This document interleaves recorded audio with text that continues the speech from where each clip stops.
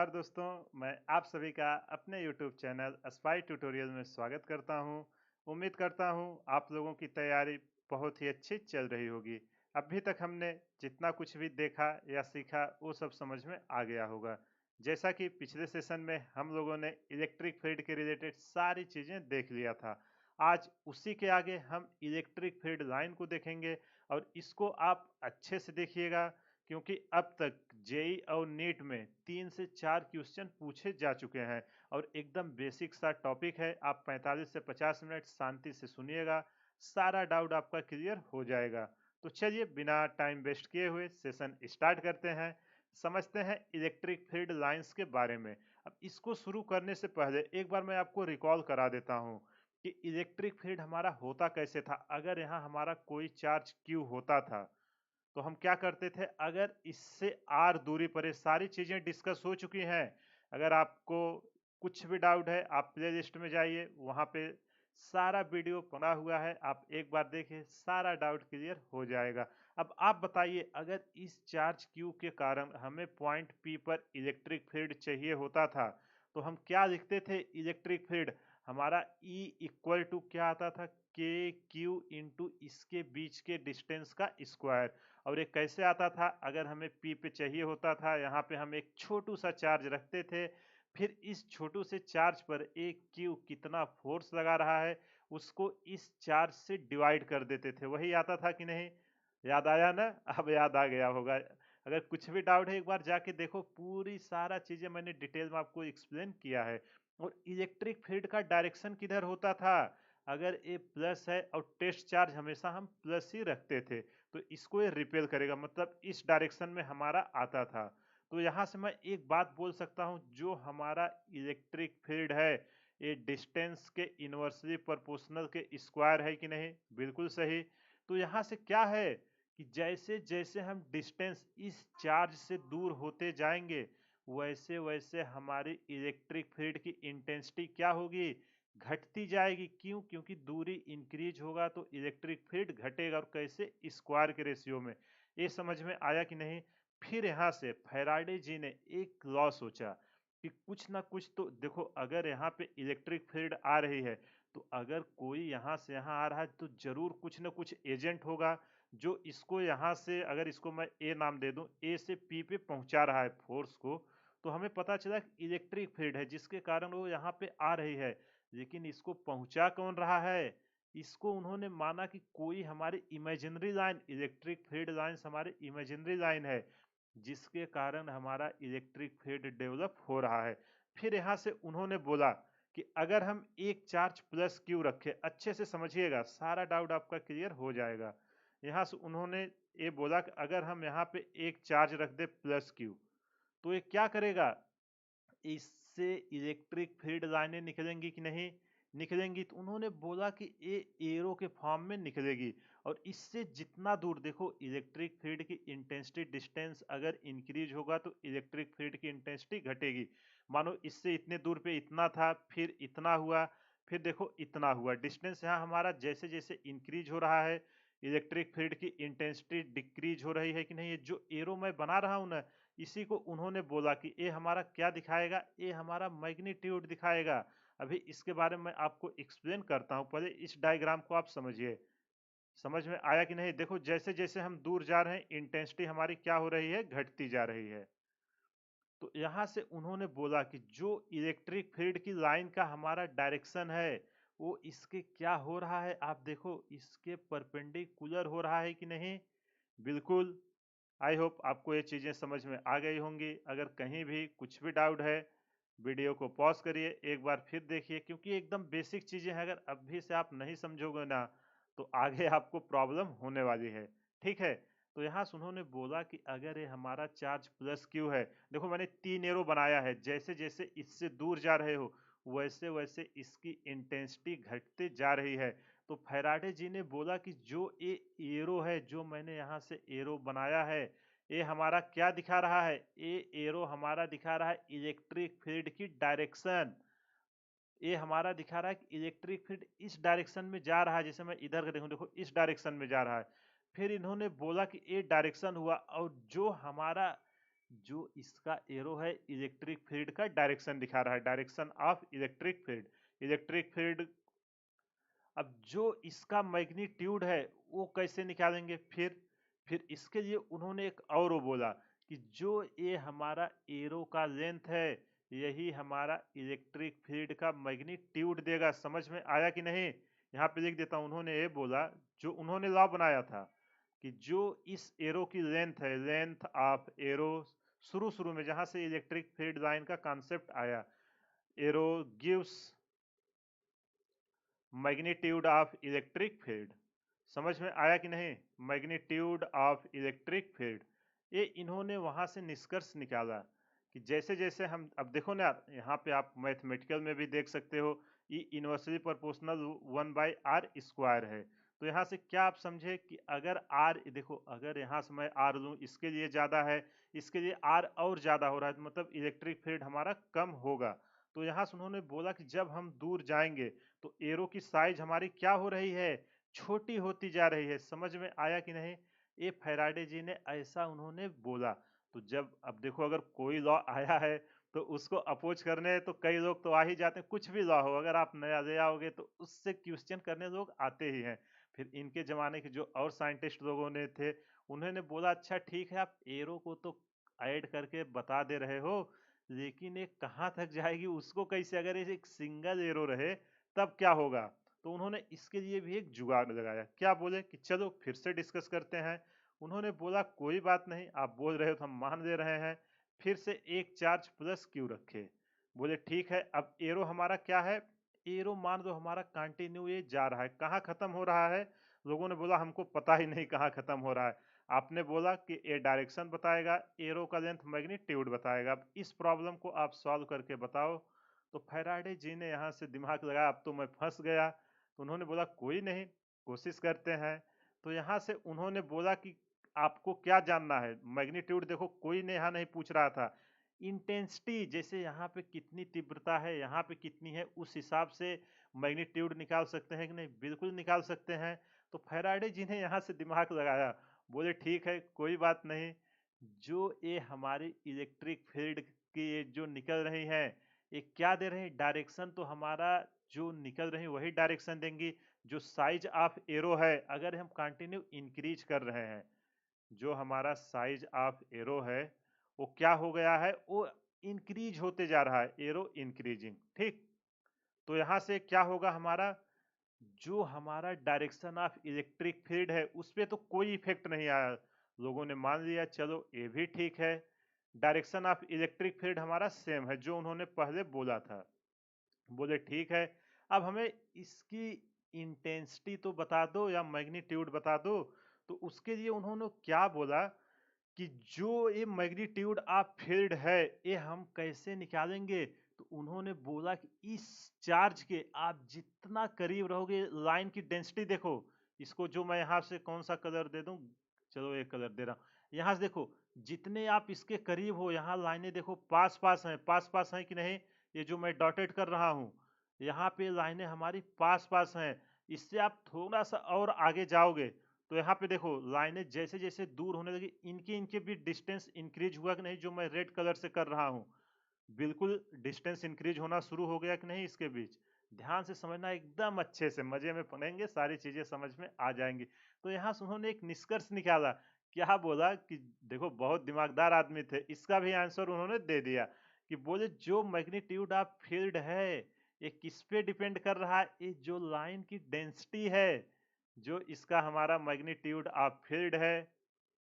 उन्होंने क्वांटम नहीं बता, बोले हम आगे फार्मूले से कैलकुलेट कर देंगे, लेकिन जो मैग्नीट्यूड ऑफ हम फील्ड निकालेंगे वो हमारा डायरेक्टली किसके प्रोपोर्शनल है?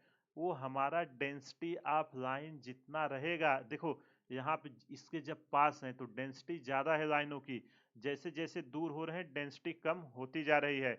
तो उसके जितना डेंसिटी हम ज़्यादा रहेगी, हमारा मैग्नीट्यूड उतना ज़्यादा रहेगा। लोगों ने बोला ठीक है, उनकी बात को मान लिए। फिर लोगों ने रिसर्च चालू किया कि इसकी और क्या क्या प्रॉपर्टीज होती है। वहां से properties of electric field line की निकल के आई। और ये सारी लाइनें जो जा रही थी, ये क्या थी हमारी? अगर पॉजिटिव चार्ज है तो हमारी सारी लाइनें रेडियली आउटवर्ड हुए, मतलब यहाँ से निकल रही हैं। अगर इसी तरह निगेटिव चार्ज होता, सारा कहानी उसके लिए भी सेम था।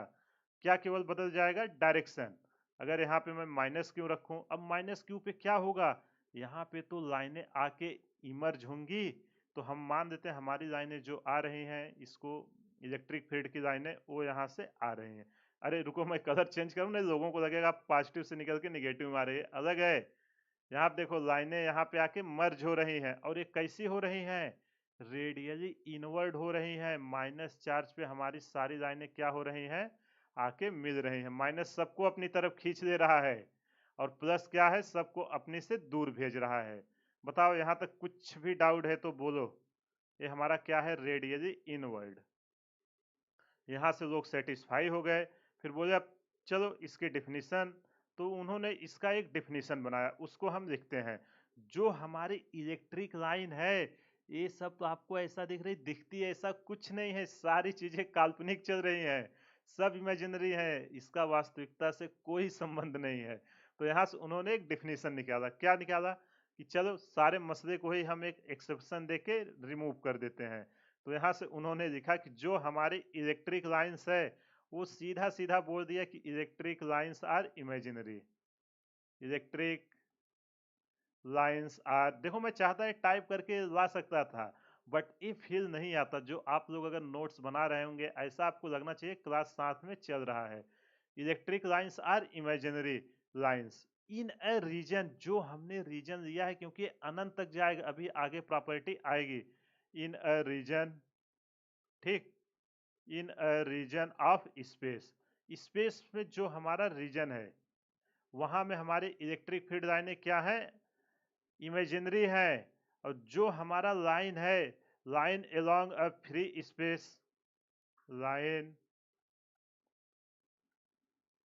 अलोंग, देखो नोट अच्छे से बना लीजिए, क्योंकि जब आपका एग्जाम पास रहेगा ना, जब आपका एग्जाम पास रहेगा तो यही आपके रिवाइज में काम देगा। Line along which, line along which a free positive, positive या निगेटिव कोई भी आप रखो, तो उन्होंने पॉजिटिव लेके एक्सपेरिमेंट किया था, तो उसी को हम यहाँ पे लिख रहे हैं। When a positive charge would move, would move if allowed to do so, if allowed, if allowed to do so, कि अगर हम किसी रीजन में, देखो उन्होंने क्या बोला सिंपल सा, कि अगर हमारी इलेक्ट्रिक लाइन एक स्पेस में इमेजिनरी लाइन है, मानो यहाँ पे हमने एक प्लस क्यू चार्ज रख दिया, हमारी ऐसे लाइनें निकल रही हैं, ऐसी निकल रही हैं, ऐसी निकल रही हैं कि नहीं स्पेस में, ये क्या है, ये हमारी इमेजिनरी है। लेकिन हम इसको महसूस कैसे करते हैं, कि वो वही बोले कि अगर हम यहाँ पे एक पॉजिटिव चार्ज रख दें, जो मैं रेड कलर से दिखा रहा हूँ, तो ये किधर मूव करेगी, इधर मूव करेगा। तो जिससे हमें पता चलता है कि एक लाइन है जिसके अलोंग हमारा इलेक्ट्रोस्टैटिक फोर्स लग रहा है, वो सब मैं पीछे डिस्कस कर चुका हूँ। तो इसी के अलोंग जो चार्ज हमारा मूव करेगा स्पेस में, वो हमारी इलेक्ट्रिक लाइंस होती हैं, और वो कैसी होती हैं, वो हमारी इमेजिनरी होती हैं।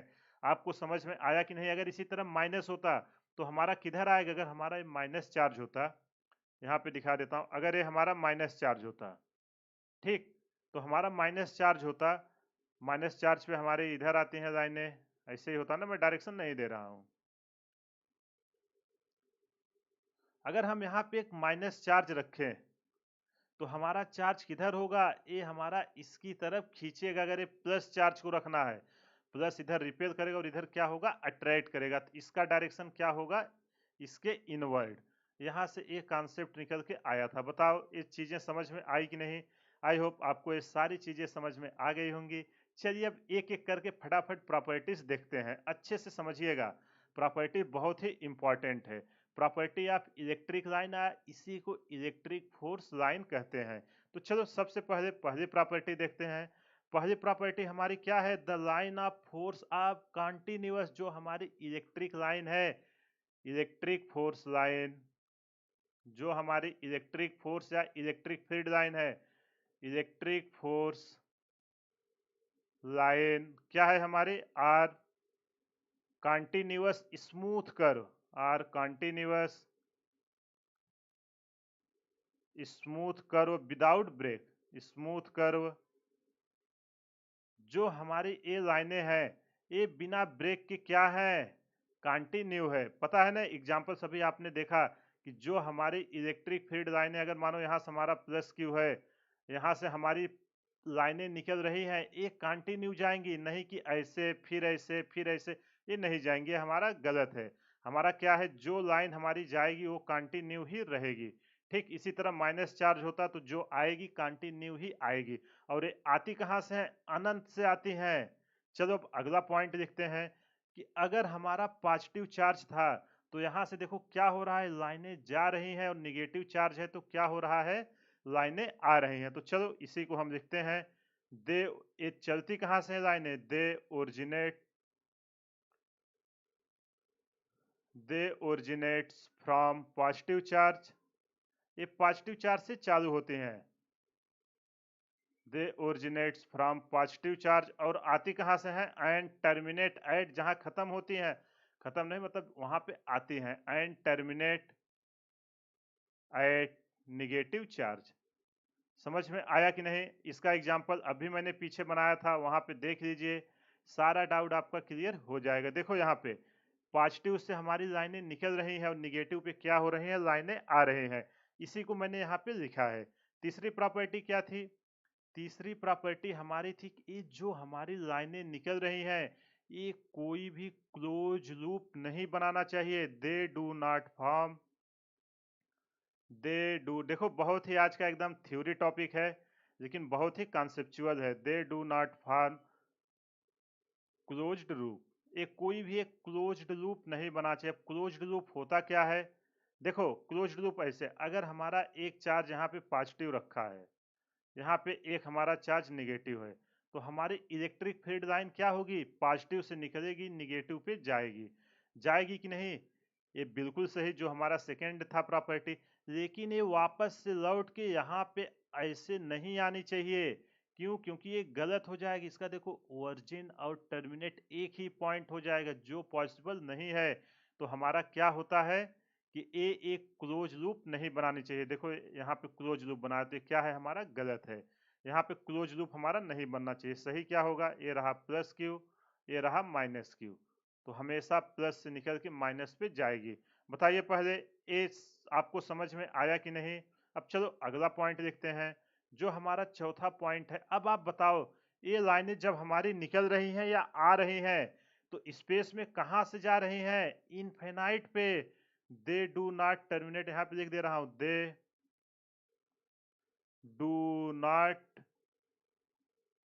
टर्मिनेट, ये कहाँ टर्मिनेट नहीं होनी चाहिए, they do not terminate at space, मतलब कहीं भी खुली जगह पे नहीं होनी चाहिए। ये हमारी कहाँ पे टर्मिनेट होंगी, इनफिनाइट में। टर्मिनेट एट इनफिनाइट, जो हमारी लाइनें हैं वो या तो अनंत पे जाएंगी या अनंत से आती हुई प्रतीत होंगी, प्रतीत। ठीक है, समझ में आया कि नहीं? ये सारी लाइनें हमारी अनंत पे जा रही हैं और अनंत से वापस आ रही हैं। अगर कहीं भी कुछ भी डाउट है, वीडियो को पॉज करिए, एक बार फिर से देखिए, सारा डाउट क्लियर हो जाएगा। देखो आज का एकदम थ्योरिक टॉपिक है, फिर भी मैं आपको एक्सप्लेन करने की कोशिश कर रहा हूँ कि कहीं भी आपको कुछ भी डाउट ना आए। चलो अगली प्रॉपर्टी देखते हैं, जो हमारी फिफ्थ प्रॉपर्टी है। क्या है fifth property? Electric field lines of, ये जो हमारी इलेक्ट्रिक फोर्स लाइन है, आप बताओ ये लाइनें क्या है, हमारी इमेजिनरी है। लेकिन जो फील्ड लग रहा है क्या वो इमेजिनरी है? बिल्कुल नहीं, उसको तो हम महसूस करते हैं, तो हमारा इमेजिनरी नहीं है। वही यहाँ पे मैं लिख रहा हूँ, the electric field lines of force, the electric field, देखो नोट्स बनाते रहना, अच्छे से समझिए, क्योंकि एक बार आप समझ जाओगे यही सारी प्रॉपर्टी, अभी आगे मैग्नेट लाइन का आएगा तो वहां पे भी ये सारी चीजें सेम डिस्कस होंगी। The electric field line of force are imaginary, ये हमारी कैसी है, इमेजिनरी लाइन है। लेकिन जो फील्ड है, फील्ड हमारा क्या है, फील्ड हमारा रियल है। यहाँ पे मैं नीचे लिख दे रहा हूं, बट जो है हमारा, बट द फील्ड, आज पेन बहुत फंस रहा है, but the field which they represent is real, they represent is real. जिस रीजन में रिप्रेजेंट कर रहे हैं वो हमारा क्या है, रियल है। समझ में आया कि नहीं? आई होप आपको समझ में आ गया होगा। इसको मैं एग्जांपल से आपको दिखाता हूं कि द इलेक्ट्रिक फील्ड, जो हमारा अगर यहाँ पे एक चार्ज क्यू है, यहाँ से जो ये लाइनें निकल रही हैं ये सब क्या है, ये सब हमारी इमेजिनरी है। लेकिन जो हमारा फील्ड है वो हमारा क्या है, रियल है। लाइंस इमेजिनरी है, यहाँ पे मैं लिख दे रहा हूँ, लाइंस हमारी क्या है, इमेजिनरी है। लेकिन जो इलेक्ट्रिक फील्ड है इसके अंदर देखो कोई रहेगा तो उसको इलेक्ट्रिक फील्ड में फोर्स महसूस होगा कि नहीं? बिल्कुल महसूस होगा। तो हमारा जो फील्ड है वो क्या है, रियल है। एग्जाम में, नीट में या जेई में डायरेक्ट पूछ लिया जाता है, ये बहुत ही इंपॉर्टेंट पॉइंट है। बताइए यहाँ तक अगर कुछ भी डाउट है। चलो अगला पॉइंट देखते हैं, कितना हो गया, 5। 13-14 पॉइंट है, मैं एक भी आपको स्किप नहीं करूंगा, सारा पॉइंट आपको बताऊंगा। अगला पॉइंट है क्या है कि अगर हमारी फील्ड लाइन की इंटेंसिटी हम कैसे निकालेंगे, वो किधर पे हमारा रिप्रेजेंट करता है, तो उसको लिखते हैं the number of field lines की, कितनी नंबर ऑफ फील्ड लाइंस निकल रही हैं या आ रही हैं। The number of field lines from, या तो जा रही है या आ रहे हैं, फ्रॉम आर टू, मैं दोनों लिख दे रहा हूं, from R to a charge, एक चार्ज से या जा रहे हैं या आ रहे हैं। ये किसके प्रोपोर्शनल है, ये हमारी है मैग्नीट्यूड ऑफ चार्ज। जितनी ज्यादा लाइनें निकलेंगी उतना ज्यादा चार्ज का मैग्नीट्यूड होगा। लो, जो उन्होंने डेंसिटी से बातें नहीं समझाया था स्टार्टिंग, वो यहीं से बोले थे, वो प्रॉपर्टी आ गई है। इसको चलो एग्जाम्पल के थ्रू समझते हैं। एक एग्जाम्पल लेते हैं जो इस बेसिस पे क्वेश्चन आने के चांस है। क्या बोल रहा है कि अगर देखो यहाँ पे एक चार्ज है, ठीक, मैं आपको बता रहा हूँ, अगर इससे हमारी देखो लाइनें निकल रही हैं, मान लेते हैं इससे हमारी कितनी निकल रही हैं, 2 2 4 6 7 लाइनें निकल रही हैं। एक और चार्ज है प्लस क्यू, एक मिनट, क्यू बाई टू कर देते हैं, इंटेंसिटी कम कर देते हैं। यहां से हमारी लाइनें निकल रही हैं 4। तो अगर यहां से 4 और यहां से 1 2 3 4 5 6 7, इधर मैं एक कर देता हूं 8, कलर सेम रखते हैं। देखो ये वही बोल रहा है कि जिसकी लाइन ज्यादा होगी उसकी इंटेंसिटी ज्यादा होगी। तो इसमें किसकी इंटेंसिटी ज्यादा है, किसकी मैग्नीट्यूड ऑफ चार्ज ज्यादा है, ये हमारा ज्यादा है और ये हमारा इससे कम है, ये लेस है और ये मोर है। कैसे हमें पता चला, नंबर ऑफ इलेक्ट्रिक लाइन से। जो इलेक्ट्रिक फील्ड लाइंस निकल रही बहुत ही इंपॉर्टेंट है, इस पे एक बार क्वेश्चन भी पूछा गया था। तो चलो क्वेश्चन कैसे था उसको समझते हैं। उसने दिया था एक हमारा मान लो Q1 चार्ज है, एग्जैक्ट नहीं था, मैंने डेटा चेंज किया हुआ है, और एक हमारा Q2 चार्ज है, ठीक। यहाँ पे उसने हमें दिखा दिया था इलेक्ट्रिक फील्ड की लाइन कि ऐसे यहाँ से निकल रही है, यहाँ पे आ रही है। सेम इधर से भी एक निकल रही है, एक आ रही है, इधर से भी जा रही है, इधर से भी जा रही है और इधर से भी जा रही है। आपसे पूछा था कि Q1 बाई Q2 का क्या रेशियो होगा और उसके 4 ऑप्शन दिए हुए थे, ठीक। अब आपको ये बताना है। आप पहले तो कमेंट करिए कि इसमें कौन पॉजिटिव कौन निगेटिव है। देखो मुझे पता है आप लोगों को आता है, लेकिन बहुत स्टूडेंट ऐसे होंगे जिनको ये सारी चीजें नहीं समझ में आ रही होगी, इसलिए ये सब मैं डिटेल में उनको समझाने की कोशिश कर रहा हूँ। अब चलो इसको सॉल्व करते हैं। सबसे पहले हमारी प्रॉपर्टी क्या बोल रही है कि जिस चार्ज से जितनी ज्यादा लाइन निकलेगी या आएगी, देख लो यहाँ फ्रॉम और टू है, नहीं कि एक ही, या तो जाए या आए उससे हमें नहीं मतलब है, हमें लाइन से मतलब है उस चार्ज से कितना आया जा रही है। तो यहाँ पे देखो जब हम Q1 को लेंगे, यहाँ से कितनी निकल रही हैं, 5 लाइन, और Q2 पे हमारी 2 लाइनें आ रही हैं, निकल कुछ नहीं रही है। तो यहाँ से हमें पता चला कि हमारा जो पॉजिटिव चार्ज है वहां पे लाइनें हमेशा निकलती है, और जो हमारा निगेटिव चार्ज है वहां पे लाइनें हमेशा क्या होती हैं, आती हैं। अब देखो यहाँ से कितनी लाइन निकल रही है, सोल्यूशन इसका, यहाँ से टोटल हमें 5 लाइन निकल रही है। Q1 की नंबर ऑफ लाइन है, इसको मैं n से लिख देता हूँ, N1। और Q2 हमारा नंबर ऑफ लाइन 2 चार्ज पे है, कितनी आ रही है, N2, ये हमारी 2 लाइन आ रही हैं। हमसे क्या पूछा है, इंटेंसिटी, इस साइन के साथ लिखना है, याद रखना है। यहाँ देखो, तो मॉड लगा के मैं नहीं आंसर दे रहा हूँ, क्वेश्चन में Q1 बाई Q2 पूछा था तो आपको मॉड नहीं लगाना है, ये तभी लगाना है जब क्वेश्चन में पूछे।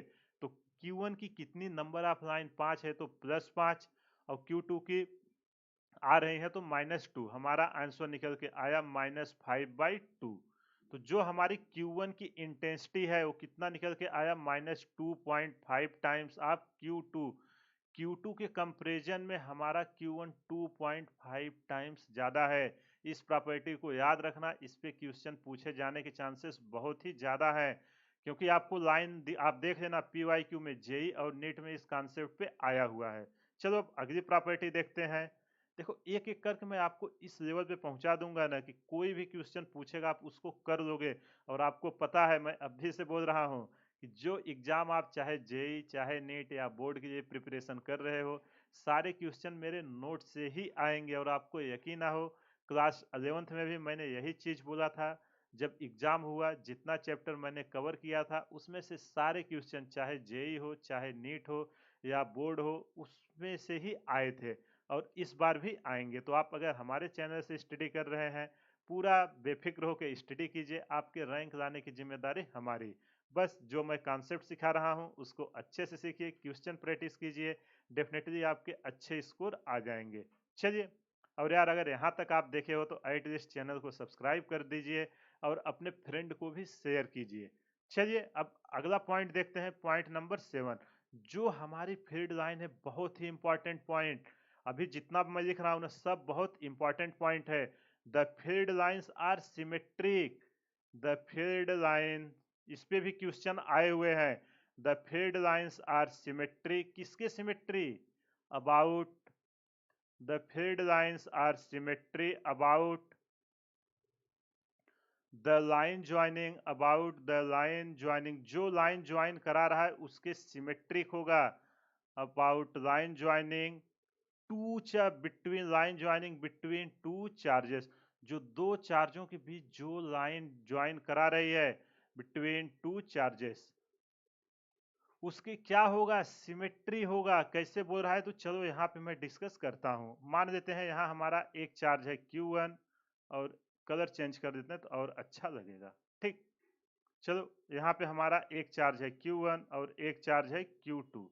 अगर इन दोनों लाइनों को हमारा एक, मान लो ऐसे ज्वाइन करा रहा है एक लाइन, तो आप बताओ दूसरी लाइन इसके किधर आएगी? जस्ट इसके सिमेट्री आएगी। जो सेकेंड लाइन होगी वही ये यहाँ पे बोल रहा है। जो हमारी सेकेंड लाइन होगी ये क्या आने वाली है? एक मिनट, ये थोड़ा सा तिरछा है, ऐसा बना है कि सिमेट्री लगे। ये इसके जस्ट सिमेट्री आएगी। क्या है ये? तो पहले Q1 इसको ज्वाइन करा रही थी, ये दोनों लाइन एक दूसरे की क्या है? सिमेट्री है। और इसी प्रॉपर्टी को लेके जेई ने एक बार क्वेश्चन पूछ लिया था।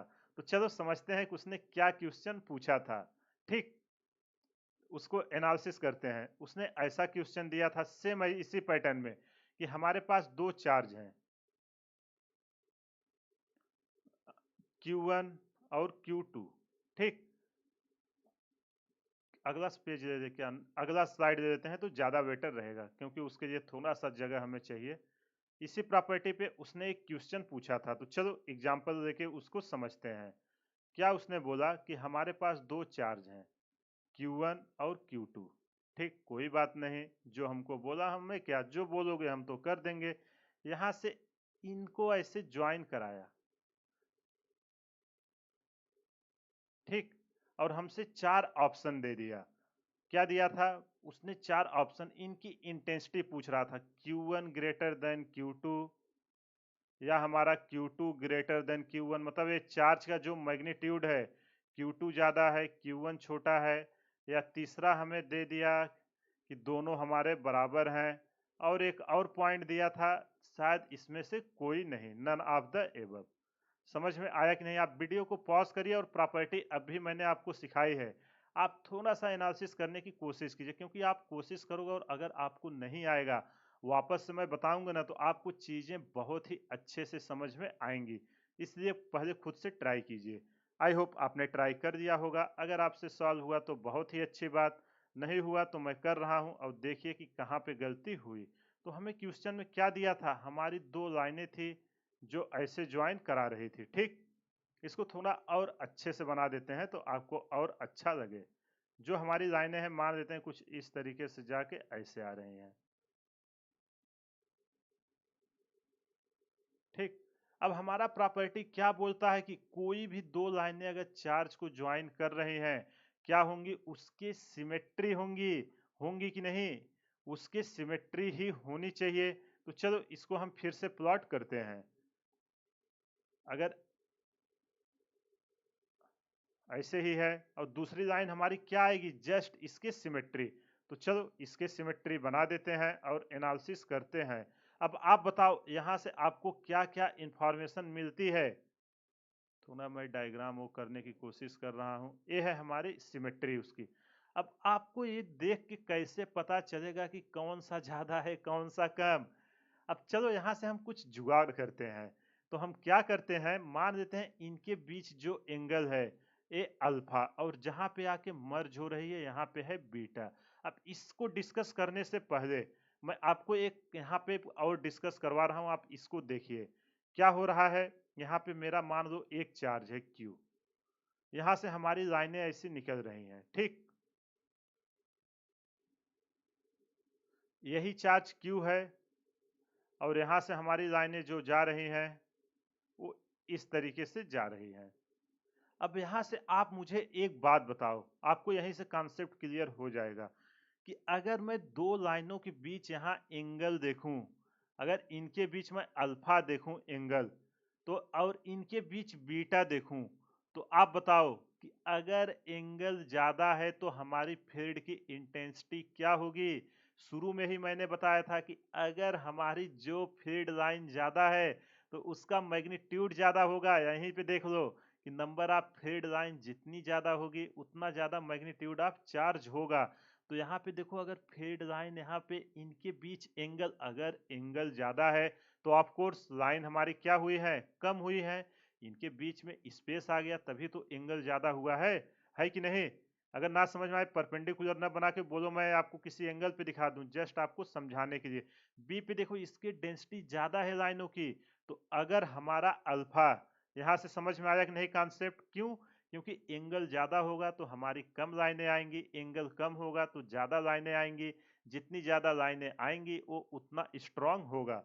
तो जो हमारा अल्फा है एंगल, वो हमारा किससे ज्यादा है? बीटा से।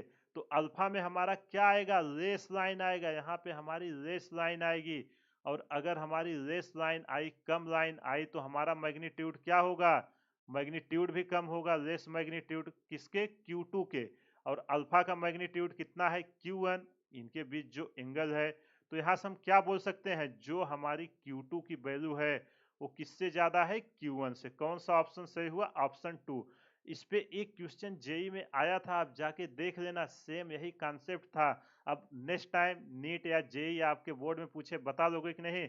बस एंगल देखना, अगर एंगल ज्यादा हुआ तो हमारी फील्ड लाइंस क्या होगी? कम होगी। यहाँ पे लिख लो आप, यहाँ लिख देता हूँ, एंगल अगर इंक्रीज होगा, एंगल इंक्रीज होगा तो हमारी फील्ड लाइन क्या होगी? डिक्रीज होगी। समझ में आया कि नहीं? आई होप आपको ये क्लियर हो गया होगा। अगर कहीं भी कुछ भी डाउट है वीडियो को पॉज करिए, एक बार फिर से देखिए, सारा डाउट आपका क्लियर हो जाएगा। चलो अब अगली प्रॉपर्टी देख चलो अब अगली प्रॉपर्टी देखते हैं, प्रॉपर्टी नंबर 8। ये हमारा क्या है? इसके डेंसिटी के बारे में बता रहा है। क्या बोल रहा है? द डेंसिटी, द डेंसिटी, जो लाइन की डेंसिटी थी उसके बारे में है। The density of relative closeness, किसके रिलेटिव में? जो हमारा क्लोजनेस है उनके बीच गैप है, रिलेटिव क्लोजनेस, यही है ना? रिलेटिव क्लोजनेस बिटवीन किसके बीच? Between field lines, between field lines give, between field lines gives magnitude of electric field. जो इनके बीच की डेंसिटी है वही हमारी क्या देगी? मैग्नीट्यूड ऑफ इलेक्ट्रिक फील्ड देगी, कि उसके अंदर इलेक्ट्रिक फील्ड हमारा कितना स्ट्रांग है। समझ में आया कि नहीं ये प्रॉपर्टी? तो चलो इसको हम समझते हैं। एससी वर्मा साहब का ये किसी पे क्वेश्चन है, उसको लेके समझते हैं। उनका ऐसे ही एक क्वेश्चन था कुछ इस तरीके से। ठीक, हमारी 3 लाइनें दिया हुआ था। ये देखो एक दूसरे के पूरा वो है, और उन्होंने क्या बोला था कि 3 अलग-अलग लाइन है इलेक्ट्रिक फील्ड की हमारी, ठीक? ये हमारी 3 ये सारी क्या है? सब कुछ इमेजिनरी में बातें चल रही हैं। यहाँ अगर पॉइंट ए दे दिया था, यहाँ पे पॉइंट बी दे दिया था और यहाँ पे पॉइंट सी। यहाँ पे आपको कमेंट करना है कि हमारा ए, बी, सी पे क्या इलेक्ट्रिक फील्ड की इंटेंसिटी होगी। तो आप कैसे करोगे? बोलो। प्रॉपर्टी जो इस लाइन के जितना पास होंगी रिलेटिव क्लोजनेस, उनकी ये मैग्नीट्यूड उतना ज़्यादा होगा। तो ए और सी क्या है? एक बराबर है। तो यहाँ से जो हमारा इलेक्ट्रिक इंटेंसिटी ई ए पे होगा वही हमारा कितने पे होगा? सी पे। और देखो बी पे, अगर हम बी पॉइंट पे देखने जाएं, बी पॉइंट पे हमारा देखो तीनों लाइनें दूर दूर है। तो अगर हम यहाँ पे देखें तो हमारी ई ए जो है इसकी इंटेंसिटी ई बी से ज़्यादा होगी। क्यों? क्योंकि ए पे लाइनें पास पास हैं, पास पास हैं तो ज़्यादा इफेक्ट क्रिएट करेंगी। अगर बताओ ना, अगर दूर दूर है तो उतना लगाएंगी नहीं ताकत। इसी तरह अगर जो हमारा ई सी है वो हमारा ई बी से ज़्यादा इफेक्ट प्रोड्यूस करेगा। समझ में आया कि नहीं? अगर लाइन पास पास ज़्यादा इफेक्ट, लाइन दूर हुआ तो कम इफेक्ट। इसको याद रखना। 9वां पॉइंट क्या है कि जो हमारी फील्ड लाइनें आती हैं वो हमारा क्या होता है? Perpendicular. The field line are perpendicular. किसके परपेंडिकुलर होती है? Surface perpendicular. आपने देखा था ना, radially outward, radially inward. CULA। आप देखो स्पेलिंग यार कहीं मिस्टेक होती है तो आप समझ लिया करो, जल्दबाजी में लिखने के कारण ये सब होती है। Perpendicular to surface of charge. जो हमारा चार्ज रखा हुआ है, हमारी इलेक्ट्रिक फील्ड की लाइनें क्या होंगी? उसके परपेंडिकुलर ही जाएंगी। जैसे देखो हमारा प्लस क्यू है, जो भी निकलेंगी सब इसके परपेंडिकुलर ही निकलेंगी। ये यहाँ देखो, ये भी इसके परपेंडिकुलर है, इधर भी इसके परपेंडिकुलर है, इसके भी परपेंडिकुलर है। समझ में आया कि नहीं? उस सरफेस के क्या निकलने वाली है? परपेंडिकुलर। अगर कहीं भी कुछ भी डाउट हो तो वीडियो को पॉज करिए, एक बार फिर से देखिए, सारा डाउट आपको समझ क्लियर हो जाएगा। अगर कहीं भी कुछ भी डाउट है, वीडियो को पॉज करके एक एक प्रॉपर्टी अच्छे से समझिएगा, क्योंकि अगर कुछ भी रह गया और एग्जाम में वो कौन सी प्रॉपर्टी पूछ लेगा किसी को नहीं पता है। तो बेटर है कि सबको अच्छे से सीख के जाइए, तो पूछेगा ही क्या। अब ये एक बहुत ही इंपॉर्टेंट प्रॉपर्टी मैं लिखने जा रहा हूँ। ये अक्सर आपके बोर्ड में पूछ लिया जाता है। क्या प्रॉपर्टी है? The tangent drawn on a field line. अगर कोई एक हमारी लाइन है, द टेंजेंट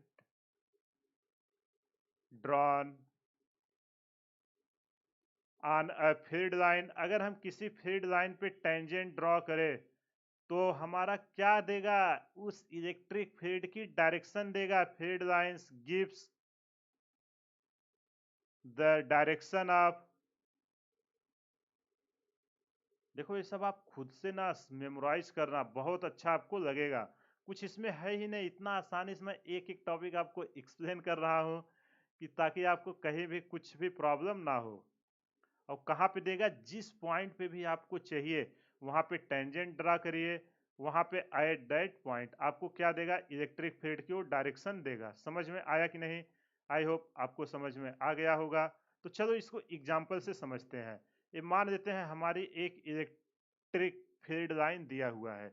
अब हमें इलेक्ट्रिक फील्ड का क्या चाहिए? डायरेक्शन। कहाँ पे चाहिए? हमें ए पे चाहिए, हमें बी पे चाहिए, कि हमारी इलेक्ट्रिक फील्ड की डायरेक्शन क्या है? सी पे चाहिए। तो आप कैसे दोगे डायरेक्शन? कुछ नहीं, जहां पे पूछ रहा है वहां पे आपको टेंजेंट दे देना है। यहाँ जब ए पे टेंजेंट लोगे किसका डायरेक्शन देगा? ई ए का। इसी तरह बी पे टेंजेंट लोगे किसका देगा? बी पे। बस टेंजेंट दे देना। सी के लिए भी टेंजेंट लोगे, जब सी के लिए टेंजेंट लोगे तो किधर देगा इसका डायरेक्शन? इसके टेंजेंट। इसका टेंजेंट कुछ इस तरीके से आएगा। ए हुआ सी का डायरेक्शन। अगर कोई इलेक्ट्रिक फील्ड लाइन है और आपसे इलेक्ट्रिक फील्ड किसी भी पॉइंट पे पूछे तो वहां पे उसका टेंजेंट ड्रॉ करना, आपको उसका डायरेक्शन मिल जाएगा। चलो अगली प्रॉपर्टी देखते हैं। अभी की प्रॉपर्टी देखो, आपको दिखने में बहुत आसान लग रही होगी, इस पे जब क्वेश्चन आएगा ना तो बहुत ही अच्छा अच्छा क्वेश्चन बनता है। तो इसको अच्छे से समझिए। अगली प्रॉपर्टी है टू इलेक्ट्रिक लाइन। जो हमारी टू इलेक्ट्रिक फोर्स लाइन बोलो या electric field line, two electric field line can never intersect, कभी भी इंटरसेक्ट नहीं करेंगी, can never intersect,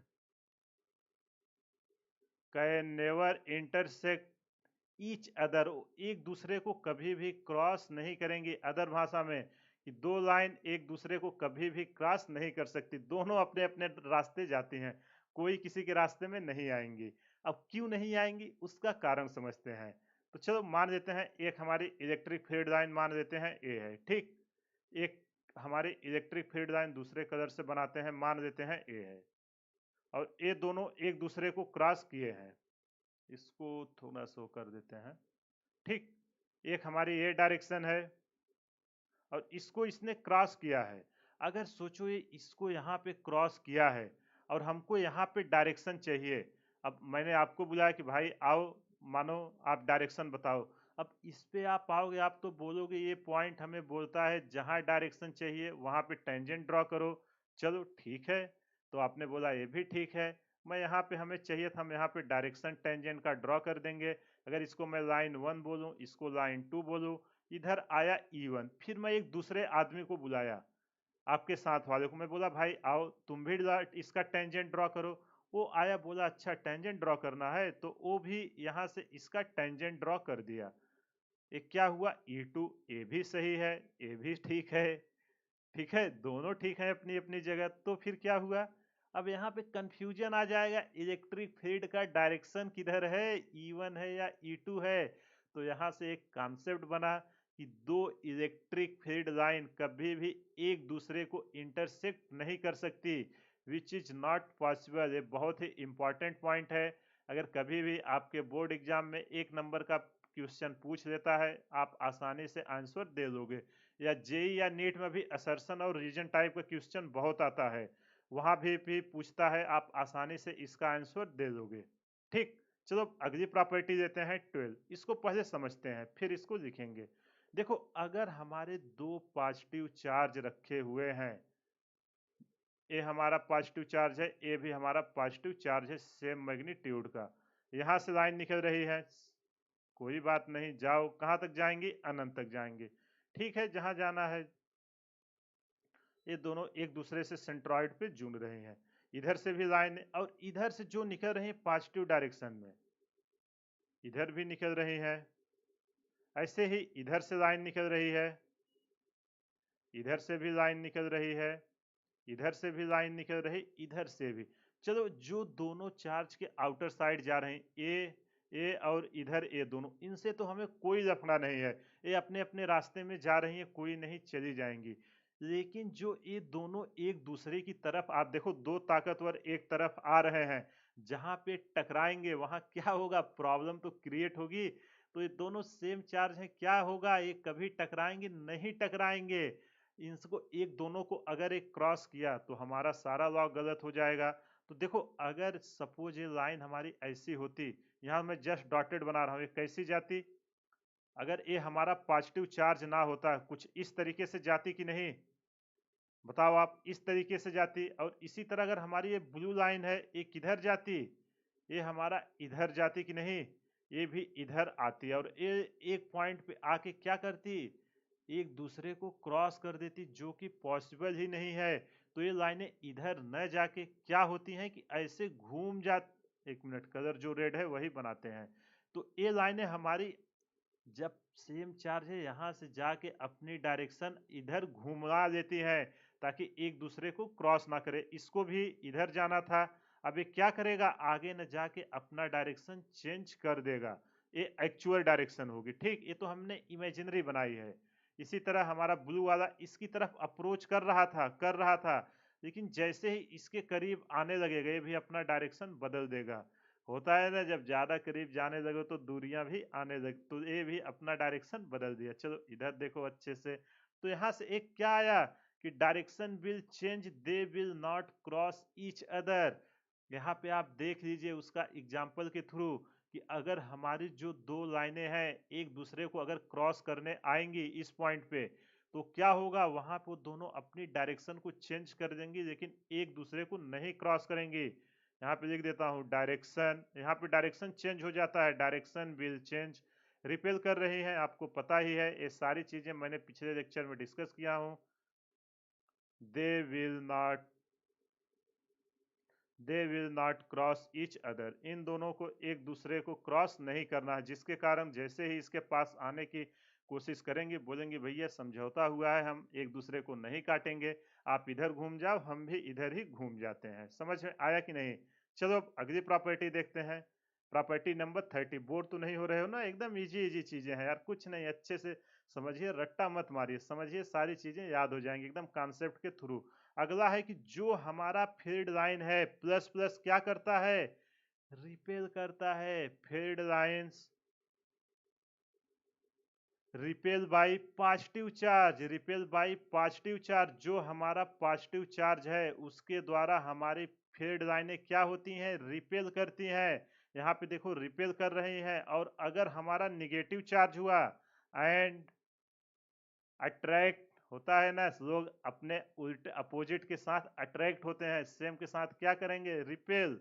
and attract bye negative charge. ये बताओ समझ में आया कि नहीं? अब होता कैसे है इसको समझते हैं। अभी देखो, मान लेते हैं यहाँ पे एक हमारा प्लस चार्ज रखा हुआ है। अब हमारी इलेक्ट्रिक फील्ड लाइनें आ रही हैं, आ रही हैं, ठीक है, यहाँ से ऐसी आ रही हैं। अब जैसे ही पॉजिटिव के पास पहुंचेंगी, पॉजिटिव हमारा क्या करेगा, इलेक्ट्रिक फील्ड लाइन को रिपेल कर देगा, अपने पास नहीं आने देगी, अपने से दूर भेजेगा। ऐसे ही ए भी लाइन इससे क्या हो जाएगी, दूर चली जाएगी। ये पॉजिटिव क्या कर रहा है, रिपेल कर रहा है। इसी तरह अगर हमारा निगेटिव चार्ज होता माइनस क्यू, तो अब देखो क्या होगा, अब हमारी इलेक्ट्रिक फील्ड लाइनें आ रही हैं, आ रही हैं, क्या हो रहा है, इधर से आ रही हैं, आ रही हैं। जैसे निगेटिव को देखें तो क्या करेंगी, इसकी तरफ आ जाएंगी, टच नहीं करेंगी, एकदम जस्ट इसके बगल से जाएंगी। समझ में आया कि नहीं? तो देखो, ये इसकी तरफ अट्रैक्ट हो रही है और पॉजिटिव क्या कर रहा है, उसको रिपेल कर रहा है। ये प्रॉपर्टी समझ में आया कि नहीं? आई होप आपको समझ में आ गया होगा। चलो प्रॉपर्टी नंबर 14 देखते हैं।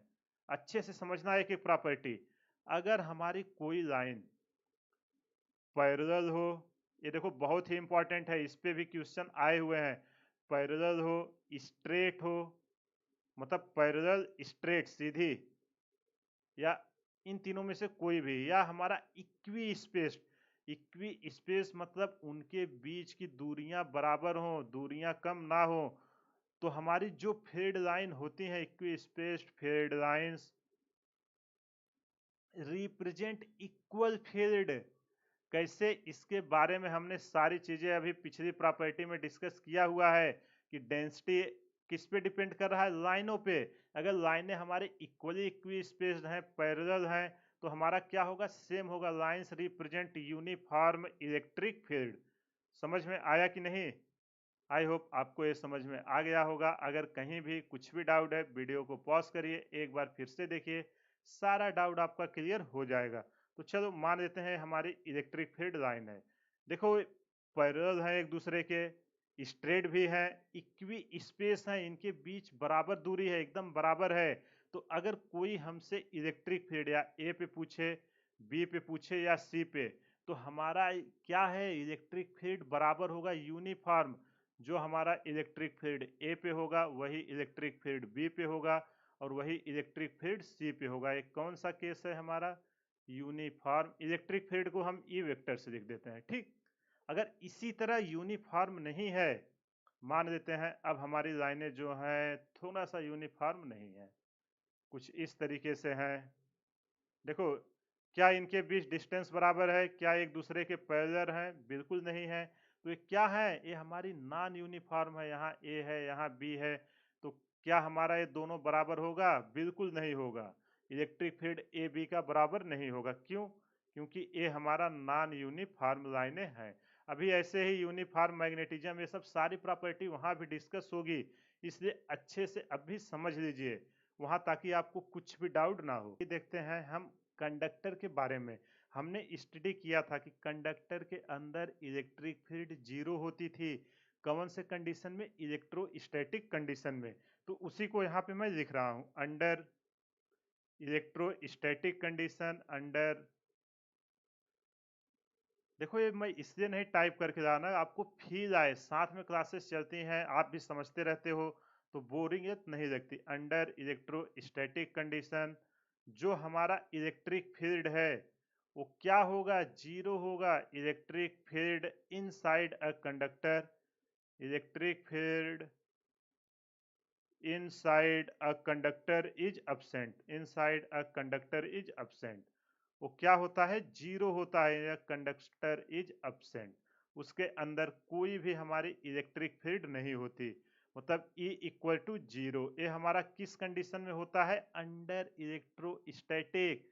इसको आप नोट कर देना, इलेक्ट्रोस्टैटिक कंडीशन में जो इलेक्ट्रिक फील्ड है उसके अंदर क्या होगा? हमारा जीरो होगा। समझ में आया कि नहीं? और ये किसके लिए है? ओनली कंडक्टर के लिए। चलो एक और पॉइंट है आखिरी, उसको भी देख लेते हैं कि जो भी हमारी इलेक्ट्रिक लाइनें कंडक्टर की सरफेस से जाएंगी वो क्या होंगी? उसके परपेंडिकुलर। तो उसको भी हम यहाँ पे नोट कर देते हैं। कौन सा पॉइंट है? 16। देखो एक एक पॉइंट को अच्छे से समझ लेना, एग्जाम में कुछ भी पूछा जा सकता है। तो यहाँ पे इलेक्ट्रिक फील्ड लाइंस ऑलवेज। देखो यार आज का थोड़ा थ्योरी टॉपिक है, थोड़ा आप कंप्रोमाइज करिए, अच्छे से समझिए। Electric field lines, electric field lines, लेकिन फिर भी मैं कोशिश किया हूं कि आपको सारी चीजें समझ में आ जाए। कुछ नहीं है, बेसिक्स आप समझिए और उसको फील करिए। जब तक आप फील नहीं करोगे फिजिक्स में आपका कॉन्सेप्ट नहीं क्लियर होगा, इसलिए फील जरूरी है कि हो कैसे रहा है। एक एक को लेके आप समझने की कोशिश कीजिए, देखना फिजिक्स आपको मजेदार लगने लगेगी। और दैनिक जीवन से जोड़िए कि मानो हमारा इलेक्ट्रिक फील्ड है, दो वायर ऐसे एक दूसरे से हम कर रहे हैं, तो हमारा अगर क्रॉस करेगा क्या होगा, इसे समझने की कोशिश कीजिए। तो ये पॉइंट हमारा क्या बोल रहा है? Electric field lines always perpendicular to surface of a conductor. अगर कोई हमारा कंडक्टर है, उसके इनसाइड की बात नहीं हो रही है, उसके उसका जो सरफेस है उसके क्या होगा? परपेंडिकुलर। जैसे अगर हमारा एक कंडक्टर है, यहाँ से अगर हमारी इलेक्ट्रिक फील्ड लाइनें जा रही हैं तो क्या होंगी? इसके परपेंडिकुलर होंगी सरफेस के। समझ में आया कि नहीं? ये हमारा किसके लिए हो रहा है? कंडक्टर। हमेशा ये ऑलवेज है, देखो मैंने ऑलवेज लिखा है। अगर कभी ऐसा आपको दिया रहे किसी एंगल पर इलेक्ट्रिक फील्ड लाइन, तो ये अगर थीटा एंगल दिया है हमारा गलत है, हमेशा थीटा इक्वल टू 90 डिग्री पे होगा। समझ में आया कि नहीं? सोचो अगर किसी एंगल पर होगा तो हर लाइनें एक दूसरे को कहीं ना कहीं जाके काट देंगी कि नहीं? जो हमने पहले देखा कि दो लाइन एक दूसरे को नहीं काटनी चाहिए। तो ये रही कुछ basic property electric field line के बारे में, जो यहाँ पे मैंने आपको एक्सप्लेन किया। एक बार आप इनको अच्छे से रिवाइज कर देना, क्योंकि जेई और नीट में ऑलरेडी क्वेश्चन पूछे जा चुके हैं और नेक्स्ट ईयर पूछे जाने की प्रोबेबिलिटी बहुत ही ज़्यादा है। तो चलिए इसी के साथ आज का सेशन समाप्त करते हैं।